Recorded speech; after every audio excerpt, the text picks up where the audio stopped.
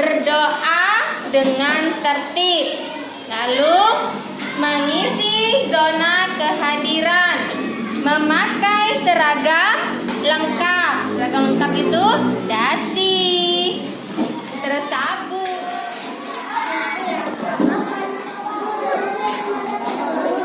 Ini ada Bapak 1 atau 2, silakan. Yuk, silakan dimulai menulis. Iya, ada Bapak, silakan menulis 1 atau 2 yang kalian yakini. Tempel di sini. Ya, yang tinggi.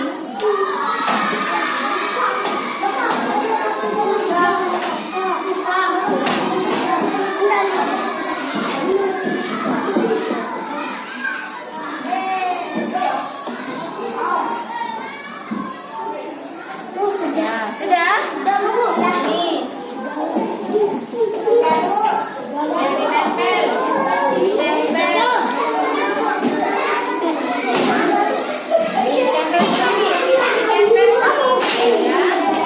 Sudah diberi isolasi tempel sendiri. Yang sudah menempel silakan kembali ke tempat duduknya.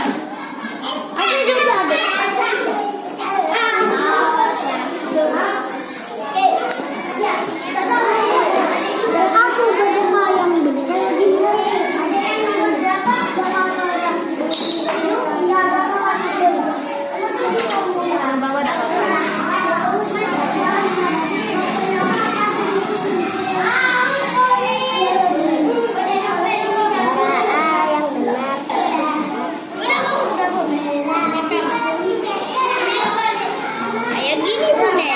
Mary. Ya, kayak gitu, Arofa. Ini dibersihkan dulu.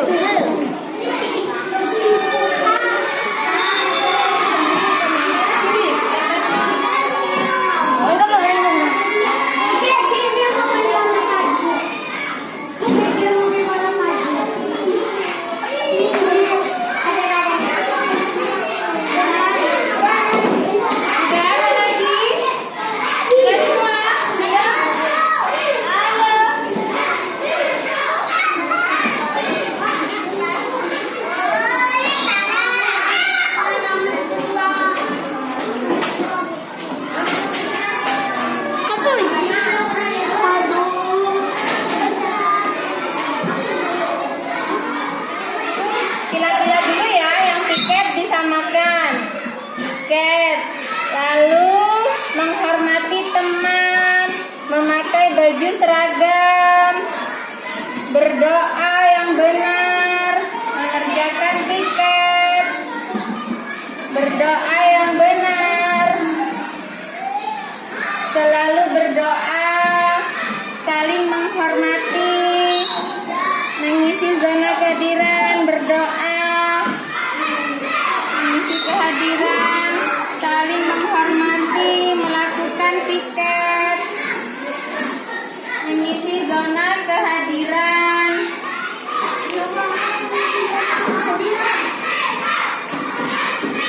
doa,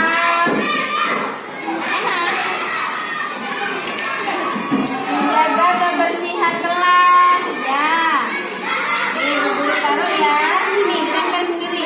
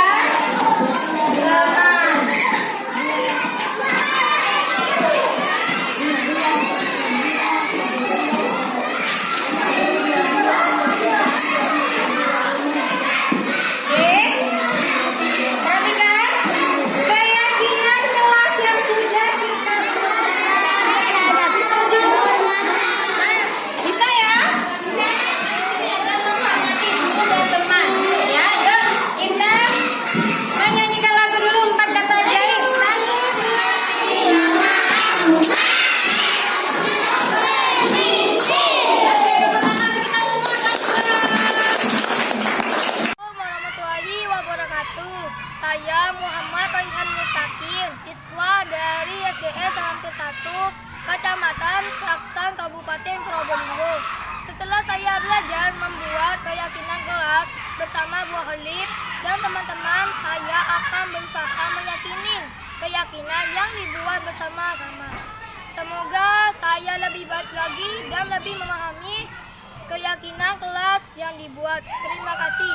Wassalamualaikum warahmatullahi wabarakatuh. Warahmatullahi wabarakatuh.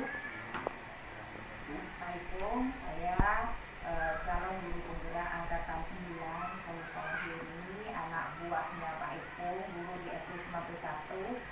Saya sudah mempelajari modul 1.4 Pak, tentang budaya positif, di mana pada kegiatan tersebut saya diminta untuk menyebarkan materi yang saya peroleh dari kegiatan tersebut tentang budaya positif untuk menyebarkan di lingkungan SD Semampir 1, dan yang akan menjadi sasaran penyebarannya nanti akan saya jelaskan kepada rekan-rekan kerja saya di SD Semampir 1. Nah, untuk itu saya meminta jadwal kepada Bapak untuk menyebarkan budaya positif itu kepada teman-teman. Pelaksanaannya kapan? Rencananya saya mau laksanakan di hari Senin, Pak. Senin depan. Senin depan. Ya. Akan buat jadwal. Ya. Kira-kira jam berapa yang kira-kira teman-teman bisa ikut semuanya? Rencananya di jam 12, Bapak. Jadi ini tidak mengganggu pelaksanaan pembelajaran di SD Semampir 1. Silakan. Yang penting bisa bermanfaat untuk teman-teman kita dan khususnya untuk anak-anak kita yang ingin perbaikan ke depan. Siap. Terima kasih, Bapak. Terima kasih, Bapak, atas izinnya. Saya akhiri. Assalamualaikum warahmatullahi wabarakatuh. Assalamualaikum warahmatullahi wabarakatuh.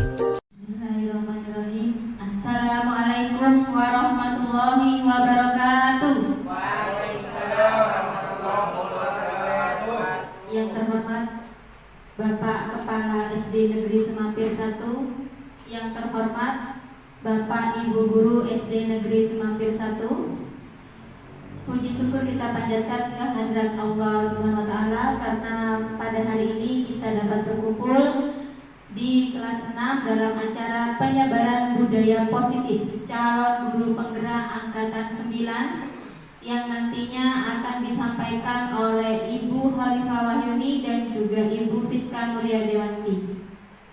Salawat serta salam tak lupa kita haturkan kepada Nabi besar kita, Nabi Muhammad SAW. Marilah acara hari ini kita buka dengan bacaan basmalah. Bismillahirrahmanirrahim. Acara selanjutnya adalah menyanyikan lagu Indonesia Raya. Kepada Ibu Ainun Jalia disilakan. Hadirin dimohon berdiri. Hiduplah Indonesia Raya. Indonesia tanah airku, tanah tumpah darahku. Di sanalah aku berdiri, jadi pandu ibuku. Indonesia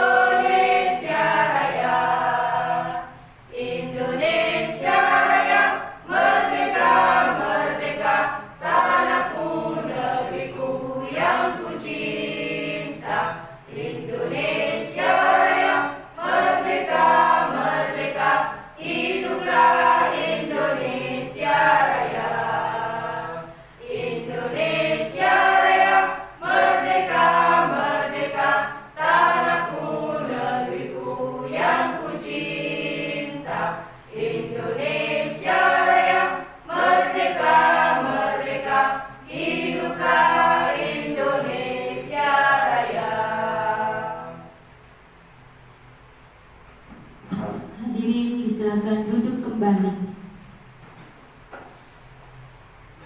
Acara selanjutnya adalah sambutan yang akan disampaikan oleh Bapak Dr. Andes Saifuddin MPD selaku Bapak Kepala SD Negeri Semampir 1. Waktu dan tempat disilakan. Alhamdulillahirabbil alamin. Wa bihi nasta'in ala mulki rabbih wa ala alihi wa sahbihi ajma'in amma ba'du. Yang terhormat Bapak Ibu Guru SD Negeri Semampir 1, syukur alhamdulillah kita panjatkan saat ini kita dapat melaksanakan kegiatan penyebaran budaya positif calon guru penggerak angkatan 9 yang siang hari ini dilaksanakan di ruang tengah senam. Salawat serta salam mudah-mudahan tetap tercurah kepada baginda Rasul Muhammad SAW. Bapak Ibu yang saya hormati, terima kasih saya sampaikan kepada Ibu Wahyudi SPG dan Ibu Fika yang siang hari ini menyempatkan diri melaksanakan kegiatan penyebaran budaya positif yang dilaksanakan di SD Negeri Semampir 1. Mudah-mudahan kegiatan ini membawa nilai positif kepada Bapak Ibu Guru yang ada di SD Negeri Semampir 1 khususnya, dan kepada guru-guru yang ada di Kecamatan Keraksaan umumnya, sehingga nantinya bisa memberi hal yang positif kepada anak-anak kita, khususnya anak-anak SD Negeri Semampir 1. Itu harapan saya. Selanjutnya, kegiatan ini adalah kita melaksanakan kegiatan-kegiatan yang positif ini, budaya positif ini bisa kita langsungkan, kita laksanakan di sekolah ini, bukan hanya untuk lembaga kita saja, tapi untuk bisa dilaksanakan di masyarakat juga, sehingga nilai-nilai positif yang terkandung dalam pendidikan khususnya di kegiatan CGP ini bermanfaat, betul-betul bermanfaat kepada anak-anak kita. Mungkin itu aja yang bisa saya sampaikan, kurang lebihnya mohon maaf dan saya akhiri. Wabillahi taufiq wal hidayah. Assalamualaikum warahmatullahi wabarakatuh.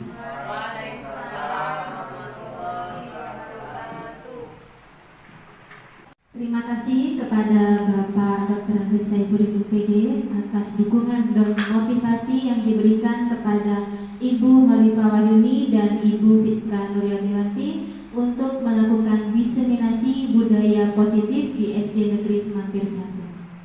Acara selanjutnya adalah diseminasi penyebaran budaya positif yang pertama kali akan dibawakan oleh Ibu Khalifah Wahyuni SPD.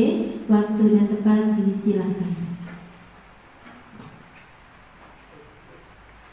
Wabarakatuh. Yang terhormat Bapak Kepala Sekolah SD Negeri Semampir 1, yang kami hormati Bapak Ibu Guru SD Negeri Semampir 1, pertama-tama marilah kita panjatkan puji syukur kehadirat Allah Subhanahu wa Ta'ala, yang mana pada siang hari ini kita semua diberi kesempatan, diberi kesehatan untuk menghadiri undangan kami Saya selaku calon guru penggerak SD Negeri Semampir 1 Angkatan 9 atas nama Khalifah Wahyudi akan memenuhi tugas modul 1.4 di mana saya ditugaskan untuk menyebarkan budaya positif. Terima kasih atas kehadirannya. Semoga kita selalu senantiasa diberi kesehatan oleh Allah Subhanahu wa taala. Sholawat serta salam marilah senantiasa kita haturkan kepada junjungan kita Nabi besar Muhammad Shallallahu alaihi wasallam beserta keluarga, sahabat dan kita sekalian selaku umatnya. Bapak Ibu yang kami hormati, berbicara tentang budaya positif, terbersit di benak kita bahwa budaya positif itu dengan kata lain bisa diartikan yaitu kebiasaan baik. Betul seperti itu Bapak Ibu? Budaya positif kalau kita artikan dalam kata yang lebih sederhana yaitu kebiasaan baik.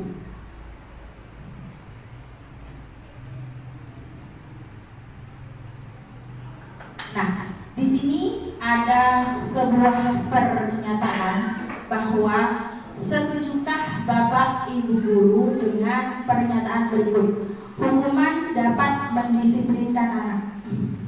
Seperti anak diminta untuk berdiri, membersihkan kamar mandi, berdiri angkat satu kaki di depan kelas pada saat mereka tidak mengerjakan tugas. Setujukah Bapak Ibu guru bahwa hukuman seperti itu akan mendisiplinkan anak? Tidak. Nah, tentunya kegiatan itu akan membuat anak merasa minder, tidak dihargai. Seperti itu Bapak Ibu ya. Nah, di pendidikan guru penggerak kita tidak diperkenankan untuk melakukan kegiatan tersebut. Nah, apabila kita mau membuat anak itu mengikuti atau mematuhi peraturan yang kita buat, berarti kita bisa membuat hukuman yang lebih bermakna, yang tidak menyakiti fisik anak ataupun mental anak. Seperti itu, setuju Bapak Ibu? Baik. Nah, di lembaga kita, ya, di SD Negeri Semampir 1 sudah melakukan beberapa kegiatan budaya positif yang sudah setiap hari dilakukan. Seperti contohnya, budaya positif itu seperti artinya pembiasaan, seperti itu ya Bapak Ibu. Ya, pembiasaan yang baik yang kita lakukan setiap hari. Biasanya pembiasaan itu kita awali di setiap hari, mulai hari Senin sampai hari Sabtu. Nah, di lembaga kita itu sudah kita lakukan mulai dari hari Senin. Pembiasaan yang kita lakukan adalah pertama kali sebelum kita melakukan kegiatan proses belajar mengajar, hari Senin seperti biasa kita melakukan kegiatan upacara. Nah, itu sudah membuat kita sudah menumbuhkan karakter dari peserta didik. Di hari Selasa ada ya pembiasaan baik ya Bapak Ibu. Ya, hari Selasa kegiatan kita adalah senam. Itu juga merupakan kegiatan pembiasaan atau budaya positif yang kita kerjakan, yang kita lakukan setiap hari di SD Negeri Semampir 1. Begitu seterusnya sampai kegiatan di hari Sabtu. Nah, saya yakin semua kegiatan yang sudah kita lakukan di SD Negeri Semampir 1, pembiasaan-pembiasaan itu sudah membuat anak-anak menumbuhkan budaya positif. Jadi anak paham kalau hari Senin agar kita bisa mengikuti kegiatan upacara, biasanya anak-anak datangnya lebih awal seperti itu ya.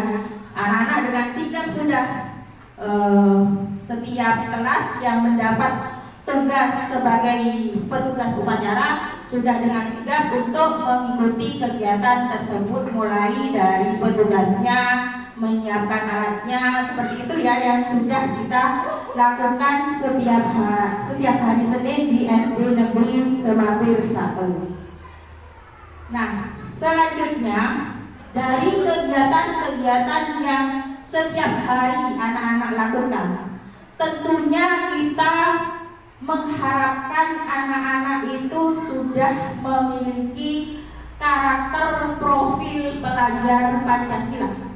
Seperti itu ya. Nah, berbicara tentang profil pelajar Pancasila, di mana di situ ada 6 dimensi profil pelajar Pancasila. Bapak Ibu tentunya sudah memahami 6 dimensi tentang profil pelajar Pancasila. Nah, untuk itu biar kita lebih yakin lagi, kita memahami lagi, bisa Bapak Ibu untuk menyanyikan lagu profil pelajar Pancasila? Bisa. Baik, saya pandu dari hitungan 1, dari hitungan 1. Nanti yang ke hitungan ketiga kita mulai ya.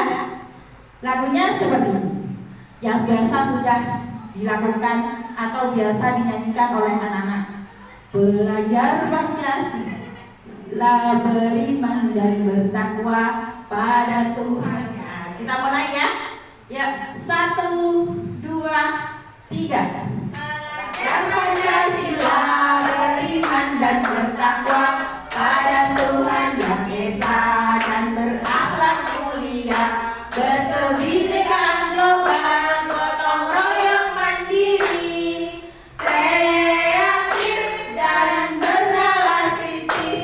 Baik, kalau itu dinyanyikan setiap hari, disampaikan ke anak-anak setiap hari, tentunya anak-anak akan hafal dengan sendirinya apa saja dimensi pada profil pelajar Pancasila.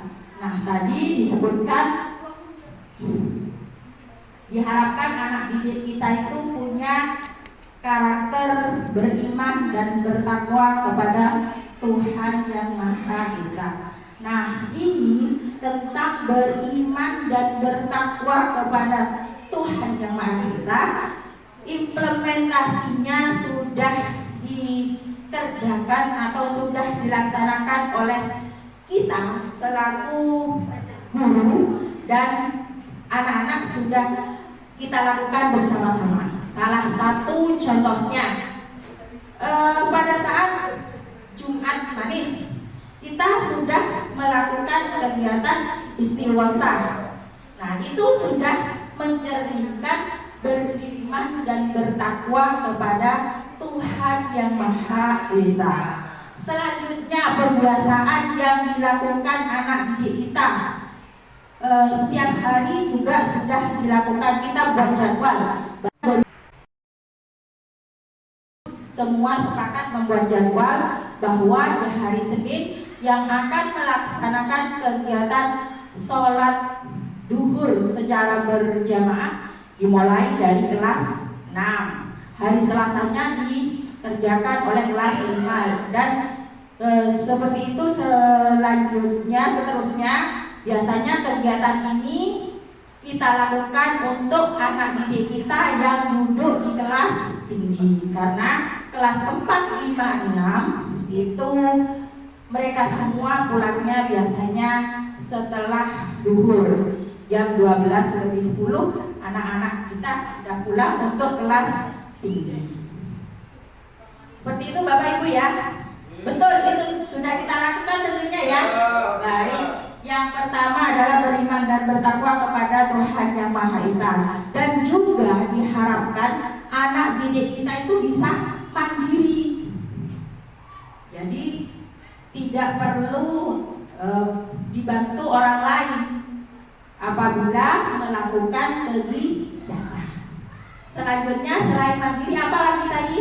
Bergotong royong, mempunyai jiwa bergotong royong, jadi tidak egois, saling bekerja sama seperti itu ya.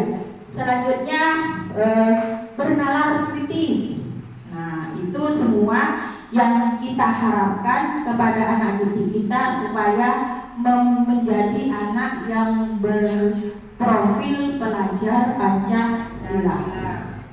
Nah, selanjutnya menciptakan budaya positif. Tadi terbersit sebetulnya apa sih budaya positif? Tadi sudah disampaikan bahwa budaya positif itu adalah kebiasaan yang baik.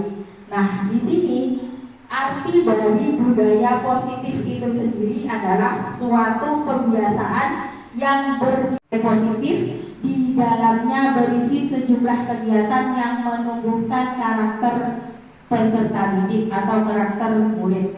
Jadi bisa menumbuhkan anak-anak yang bernalar kritis, mandiri, beriman sesuai dengan profil pelajar Pancasila yang tadi sudah kita nyanyikan bersama-sama.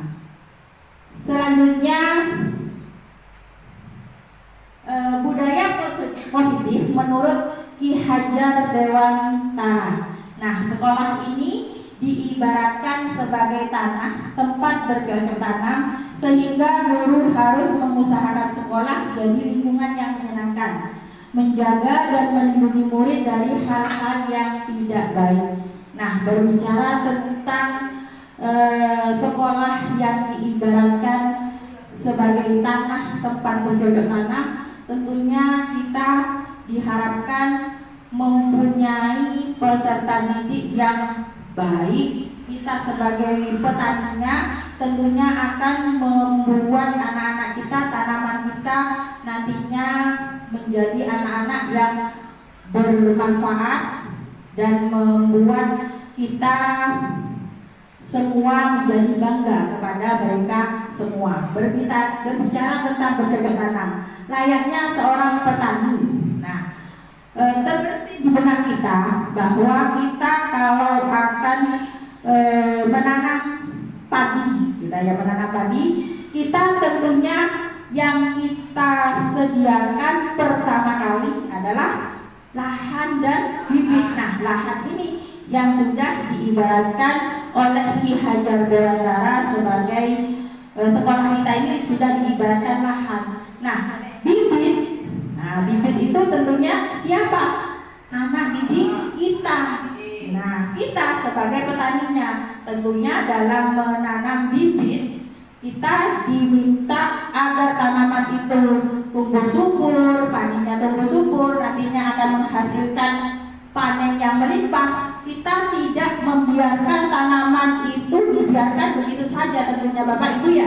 Ada beberapa usaha yang harus kita lakukan agar tanaman yang kita tanam itu nantinya akan membuat hasil panen yang melimpah. Tentunya yang pertama adalah diberi pengairan yang cukup, ya kan?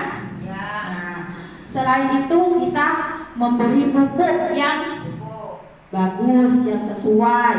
Nah, agar terhindar dari hama, tentunya iya betul Bapak, di pestisida, disemprot agar tanaman kita itu nantinya akan menjadi tanaman yang baik. Kalau sudah waktunya panen, kita menghasilkan panen yang melimpah. Itu yang diibaratkan oleh Ki Hajar Dewantara.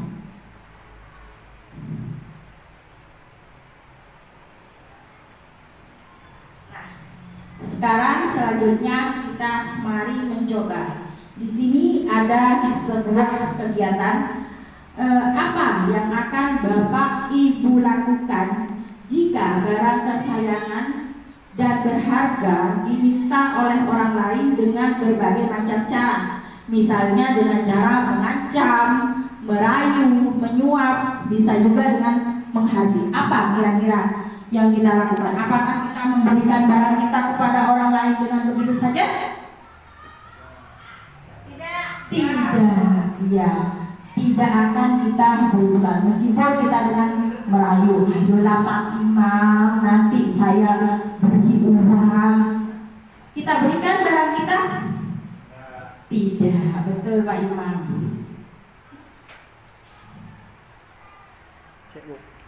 Baik, dari kegiatan yang tadi sudah saya sampaikan, apa yang akan Bapak Ibu lakukan jika barang kesayangan dan berharga diminta oleh orang lain dengan berbagai cara, misalnya dengan mengancam, merayu, menyuap, bisa juga dengan menghardik. Apakah kita akan memberikannya?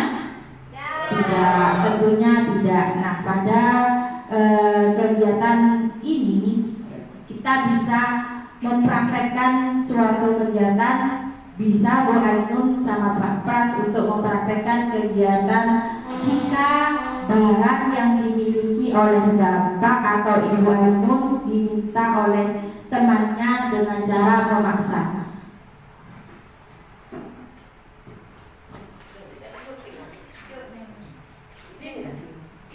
Kita perhatikan video yang kegiatan yang akan dipraktekkan oleh Bu Ainun dan Bapak Prastio.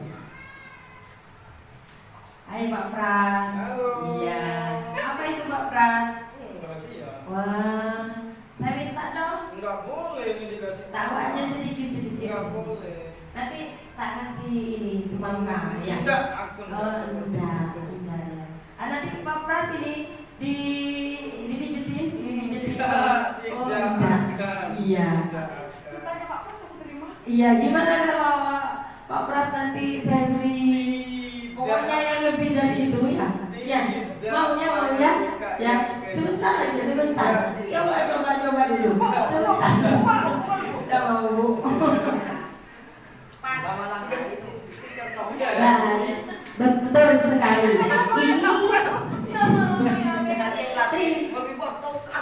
Bahwa semua penguatan positif, efektif dan bermanfaat.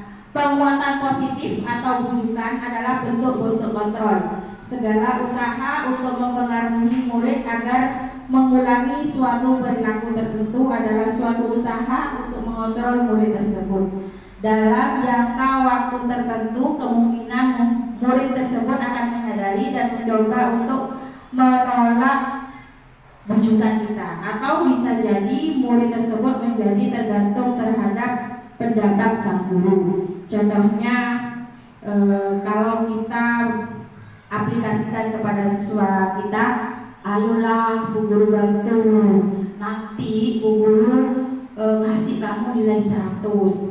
Mungkin anak-anak akan menuruti, tapi itu tidak akan bersifat permanen kepada anak didik kita, iya kan? Nah, jadi tentunya kegiatan itu kita hindari. Selanjutnya, ilusi bahwa kritik dan membuat orang merasa bersalah dapat menguatkan karakter. Menggunakan kritik dan rasa bersalah untuk mengontrol murid menuju pada identitas gagal. Mereka belajar untuk merasa buruk tentang diri mereka. Mereka mengembangkan dialog diri yang negatif. Kadangkala sulit bagi guru untuk mengidentifikasi bahwa mereka melakukan perilaku ini, karena seringkali guru cukup menggunakan suara halus untuk menyampaikan pesan. Selanjutnya, ilusi bahwa orang dewasa memiliki hak untuk memaksa. Ya, bahwa banyak orang dewasa yang percaya bahwa mereka memiliki tanggung jawab untuk membuat murid-murid berbuat hal-hal yang tertentu. Apapun yang dilakukan dapat diterima selama ada sebuah kemajuan berdasarkan sebuah pengukuran kinerja. Nah, pada saat itu pula orang dewasa akan menyadari bahwa perilaku memaksa tidak akan efektif untuk jangka waktu panjang, dan sebuah hubungan permusuhan akan terjadi pada mereka.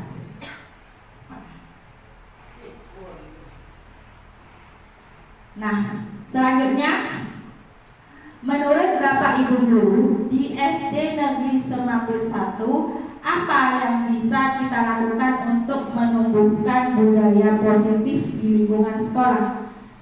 Salah satu kegiatannya apa yang harus kita lakukan? Mungkin Mbak Inun bisa menyebutkan salah satu upaya untuk menumbuhkan budaya positif. Mungkin bisa mengajak anak-anak untuk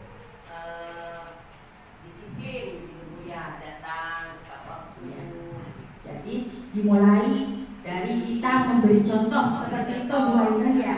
Jadi kita memberi contoh dulu kepada anak didik kita budaya disiplin tersebut. Jadi sebelum jam pembelajaran dimulai kita sudah ada di sekolah. Baik, kita simpan dulu kegiatan itu.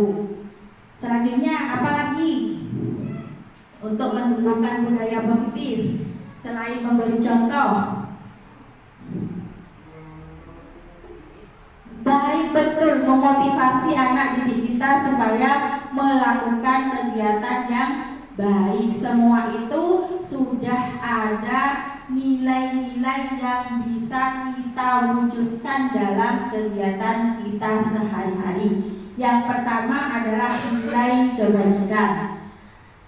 Nilai kebajikan yang kita yakini, maka motivasi intrinsik akan terbangun sehingga bisa menggerakkan motivasi dari dalam untuk mencapai tujuan yang diinginkan. Yang kedua, kita akan dapat membuat pembentukan keyakinan sekolah dan keyakinan kelas. Kira-kira sebelum kita berbicara tentang keyakinan sekolah dan keyakinan kelas, tentunya ada perbedaan Bapak Ibu ya antara kesepakatan dan keyakinan kelas. Ya, kalau kesepakatan biasanya atau berbeda ya dengan kesepakatan. Kalau kesepakatan itu mengacu kepada peraturan. Jadi kita harus seperti ini. Itu ya yang dilakukan pada kegiatan kesepakatan kelas A. Tetapi ini adalah keyakinan kelas. Apa yang kita yakini tentunya tidak berat hati akan kita lakukan kegiatannya dalam sehari-hari. Nah, setelah kita memahami tentang nilai-nilai kebajikan, secara tidak langsung siswa juga akan termotivasi untuk melakukan keyakinan dari dalam dirinya secara sadar. Jadi tidak perlu dipaksa lagi.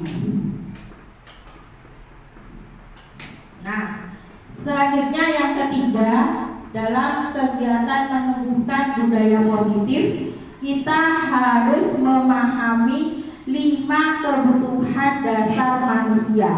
5 kebutuhan yang harus kita pahami agar anak didik kita bisa menjadi anak yang berprofil pelajar Pancasila. Yang pertama, bertahan hidup. Yang kedua, penguasaan. Yang ketiga, kasih sayang dan rasa diterima. Yang keempat, kesenangan. Yang kelima, kebebasan. Nah, Bapak Ibu, untuk bertahan hidup. Nah, salah satu dari 5 kebutuhan dasar manusia adalah bertahan hidup. Hal ini merupakan kebutuhan dasar yang seharusnya umum diketahui oleh orang atau Bapak Ibu. Sudah tidak asing lagi dengan kebutuhan bertahan hidup ini. Kebutuhan bertahan hidup berkaitan dengan sifat fisiologis. Di antaranya kita membutuhkan makan, tempat untuk berlindung, beristirahat, keamanan, kesehatan, dan lain-lainnya. Kita dapat memenuhinya dengan makan, tidur, hingga berolahraga. Selanjutnya, kebutuhan kasih sayang dan rasa diterima. Berkaitan dengan psikologis, kasih sayang dan rasa diterima oleh orang lain memiliki peran penting dalam membangun interaksi dengan lingkungan sekitar. Hal ini mengindikasikan kebutuhan akan hubungan dengan relasi sosial keluarga, sahabat, teman, pasangan, teman kerja, atau kelompok. Kebutuhan ini biasanya melibatkan ketulusan dan kehangatan di dalamnya. Yang ketiga, kebutuhan pengakuan atas kemampuan. Biasanya kebutuhan ini berkaitan dengan kekuatan untuk menggapai sesuatu. Seseorang menjadi terlihat kompeten, berprestasi, memimpin, terampil, didengar, dan diakui. Hal ini menunjukkan bahwa seseorang membutuhkan pengakuan atas kemampuan, meliputi harga diri, serta dianggap berpengaruh dalam kelompok. Selanjutnya yang keempat adalah kebutuhan akan kebebasan. Nah, kebutuhan akan kebebasan ini berkaitan dengan seseorang akan memilih bergerak, mencoba hal baru dan mengeksplorasinya. Kebutuhan ini mengacu pada kebutuhan dasar manusia, guru penggerak untuk mandiri, memiliki pilihan, mengembangkan daya lentur dan otonom. Kita dapat memenuhi kebutuhan ini dengan menyediakan waktu senggang, liburan, dan memberikan ruang untuk merdeka. Dan yang terakhir adalah kebutuhan akan kesenangan. Nah, tentunya setiap manusia memiliki kebutuhan untuk merasa bersenang, sehingga berupaya untuk mencari kesenangan. Kita merasa senang ditandai dengan perasaan gembira, antusias, dan tertawa. Biasanya kebutuhan ini berkaitan dengan kesediaan akan tantangan, gurauan, dan pembelajaran yang bermakna. Nah, inilah kebutuhan 5 dasar manusia yang memiliki ruang lingkup luas. Nah, kita sebagai manusia, sebagai makhluk hidup memiliki kebutuhan dasar yang sama dan diupayakan supaya terpenuhi sesuai apa yang kita inginkan. Seperti itu Bapak Ibu ya. Baik Bapak Ibu, sebelum saya melanjutkan, sepertinya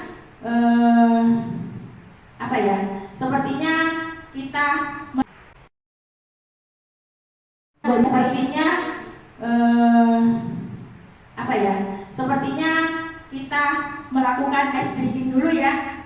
Ya. Baik, boleh berdiri semua? Boleh. Baik. Mari Bapak Ibu, kita ice breaking. Bu, ini aja ya, ini aja ya, yang gampang. Ya, ini 1, 2, 3, 4, 5, ya. Nah, saya nyanyikan lagu, Bapak Ibu. Iya, menirukan. 1, 2, 3, 4, 5, 4, 2, 1, 1, 2, 3, 4, 5, 4, 2, 1, 4, 2, 3, 1, 2, 3, 4, 5. Nah, terima kasih. Terima kasih. Tadi kita sudah melakukan ice breaking. Terima kasih Bu Ainun. Kita tentunya sudah segar kembali Bapak Ibu ya. Baik. Nah, selanjutnya sesuai dengan teori kontrol William Glasser, yang keempat adalah seorang guru harus memiliki 5 posisi kontrol untuk menumbuhkan budaya positif di lingkungan sekolah. Nah, di sini 5 posisi kontrol yang biasanya dilakukan oleh seorang guru. Yang pertama adalah sebagai penghukum, pembuat merasa bersalah, sebagai teman, pemantau, dan manajer. Nah, kita seorang guru biasanya memiliki posisi kontrol sebagai seorang penghukum. Nah, berbicara tentang penghukum, seorang penghukum bisa menggunakan hukuman fisik maupun verbal orang-orang yang menjalankan posisi penghukum ini senantiasa mengatakan bahwa sekolah memerlukan sistem atau alat yang dapat lebih menekan murid-murid lebih dalam lagi. Guru-guru yang menerapkan posisi penghukum ini biasanya akan berkata, patuhi aturan saya, awas kalau tidak. Biasanya seperti itu Bapak Ibu ya. Nah, kamu selalu saja kamu yang salah. Nah, itu biasanya kata-kata yang kita ucapkan kepada anak didik kita sebagai teori kontrol seorang penghukum. Konsekuensi logis dari kegiatan ini akibatnya penerapan peran kontrol penghukum adalah kemungkinan murid akan merasa marah, mempunyai rasa dendam, atau bersifat agresif. Bisa jadi sesudah kembali ke tempat duduknya setelah kita panggil, murid tersebut akan mencoret-coret bukunya atau meja tulisnya, bahkan akan ada kegiatan yang lebih parah lagi. Nah, yang kedua, membuat merasa bersalah. Nah, pada posisi ini biasanya tidak sengaja kata-kata yang kita ucapkan kepada anak didik kita itu seperti ini Bapak Ibu. Bapak itu, ibu itu sangat kecewa kepada kamu. Coba kamu tidak melakukan kegiatan ini. Nah, tentunya perasaan anak didik kita akan merasa bersalah ya. Pasti anak didik kita itu gara-gara aku seperti ini kejadiannya. Nah, itu sebaiknya kita hindari. Di posisi ini murid akan memiliki penilaian diri yang buruk tentang diri mereka. Jadi mereka itu cenderung merasa bersalah apa yang biasa mereka lakukan. Konsekuensi logis dari akibat penerapan peran kontrol membuat merasa bersalah ini adalah salah satu murid itu selalu mengecewakan bapak ibu gurunya. Murid akan merasa menjadi orang yang gagal, yang tidak sanggup membahagiakan orang lain. Selanjutnya, posisi kontrol sebagai teman. Biasanya kata-kata yang kita ucapkan pada kegiatan ini, ayolah kita demi bapak, ayo dibantu demi bu guru. Ingat kan kita selama ini sudah makan bersama. Nah, itu perlu kita hindari kegiatan seperti itu. Nah, ada dampak negatif dari posisi kontrol sebagai teman. Jadi anak-anak itu cenderung apa ya? Kalau bahasa keren kita itu melama seperti itu ya. Nah, itu perlu kita hindari agar kegiatan itu tidak dilakukan oleh anak didik kita. Konsekuensi logis dari posisi kontrol sebagai teman, murid akan merasa senang dan akrab dengan guru. Ini sebetulnya termasuk kegiatan positif, tetapi kalau itu sering kita lakukan, jadi tidak ada batasan antara guru dan siswa atau dengan murid. Nah, selanjutnya posisi kontrol sebagai pemantau. Memantau berarti sama artinya mengawasi Bapak Ibu ya. Nah, posisi ini ada konsekuensi logisnya, yaitu murid memahami konsekuensi yang harus dijalankan karena telah melanggar salah satu peraturan sekolah. Guru tidak menunjukkan suatu emosi yang berlebihan, jadi muridnya menjadi marah atau membuat merasa bersalah. Nah, yang kelima ini adalah posisi kontrol sebagai manajer. Posisi kontrol sebagai manajer di mana guru berbuat sesuatu bersama dengan murid, mempersilahkan murid mempertanggungjawabkan perilakunya, mendukung murid agar dapat menemukan solusi atau permasalahannya sendiri. Dari kelima posisi ini, yang paling efektif atau yang paling sesuai yang bisa kita lakukan adalah posisi sebagai apa Bapak Ibu? Iya, sebagai manajer, betul sekali. Nah, tentunya tugas seorang manajer itu bukan untuk mengatur perilaku seseorang, tapi untuk cenderung membimbing siswa-siswi kita menjadi anak yang lebih bermanfaat atau anak yang bisa menumbuhkan budaya positif di lingkungan sekolah. Nah, posisi manajer ini posisi di mana seorang guru berbuat sesuatu bersama murid, mempersilahkan murid mempertanggungjawabkan perilakunya, mendukung murid agar dapat menemukan solusi atau permasalahannya sendiri. Nah, kegiatan ini bisa kita aplikasikan apabila kita menemukan masalah di kelas. Pasti anak didik kita itu melakukan sesuatu yang menjengkelkan hati kita ya. Biasanya pada saat pembelajaran, pada saat pembelajaran waktunya ulangan harian, ya ada salah satu siswa kita yang tidak siap untuk mengikuti ulangan harian.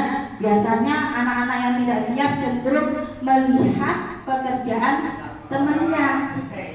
Nah, kita sebagai seorang guru kepada anak itu di depan teman-temannya jangan langsung, "Hai, ayo itu kamu mencontek." Jangan Bapak Ibu ya. Jadi kita beri isyarat aja, atau dengan kedipan mata, atau dengan gerakan, supaya anak itu bisa mengerjakan sendiri mengerjakan ulangan harian itu. Nah, tetapi setelah pelaksanaan ulangan harian itu selesai, kita bisa memanggil anak itu berbicara dengan kita, menyelesaikan solusi atau jalan keluar mengapa anak itu pada saat mengerjakan ulangan harian tadi itu mencontek. Tentunya anak-anak punya alasan kan, seperti itu Bapak Ibu ya. Kenapa tadi pada saat ulangan dia mencontek pekerjaan temannya. Jadi kita sebagai guru bisa berbicara dari hati ke hati.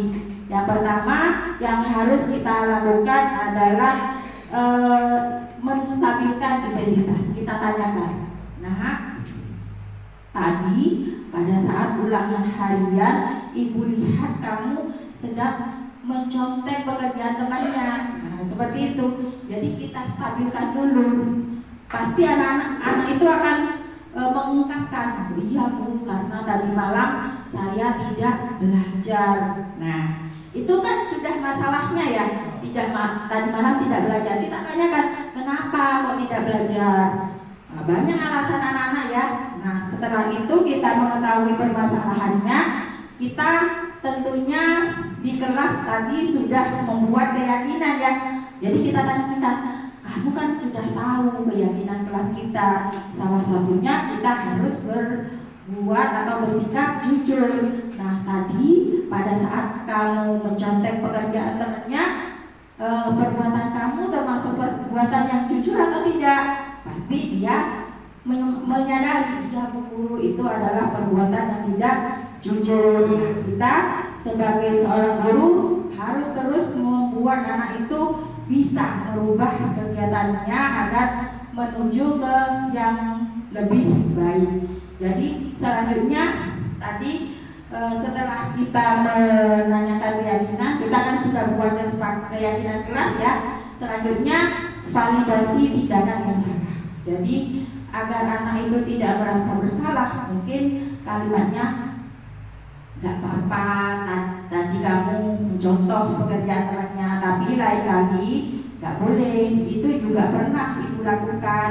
Tapi lain kali agar kamu mendapat nilai yang lebih baik, tentunya kamu harus berusaha sendiri agar nilai kamu nantinya lebih baik lagi." Seperti itu Bapak Ibu ya.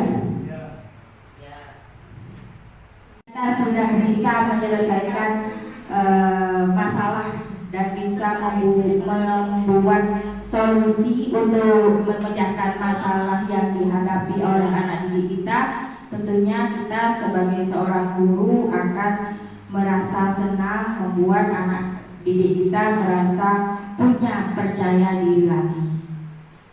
Baik Bapak Ibu, pada kesempatan siang hari ini itu materi yang saya peroleh dari modul 1.4 tentang penyebaran budaya positif, dengan harapan nantinya ke depan di lembaga kita bisa menerapkan budaya positif yang bisa membuat kita menjadi lebih baik lagi dan anak didik kita mempunyai sikap profil pelajar Pancasila.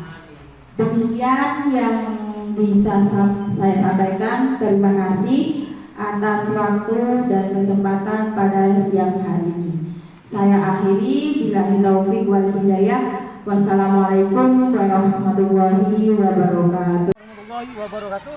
Saya Agus Hadi Murtaman, rekan kerja dari Ibu Holifah Wayuni dari SDN 91, Matan Klaksan, Kabupaten Probolinggo. Setelah saya menyimak dan mengikuti penyebaran budaya positif yang disampaikan oleh Ibu Holifah Wayuni, saya memahami arti dari budaya positif. Dan yang paling menarik pada materi tersebut adalah segitiga restitusi, di mana jika ada masalah pada anak saya harus dapat menyelesaikannya dengan 3 tahapan, yaitu 1. Menstabilkan identitas, yang kedua validasi tindakan yang salah, yang ketiga menanyakan keyakinan. Jadi anak dapat menemukan solusi dalam menyelesaikan masalah sendiri. Terima kasih, semoga kegiatan ini bermanfaat untuk saya pribadi dan dapat diterapkan di lembaga saya. Wassalamualaikum warahmatullahi wabarakatuh.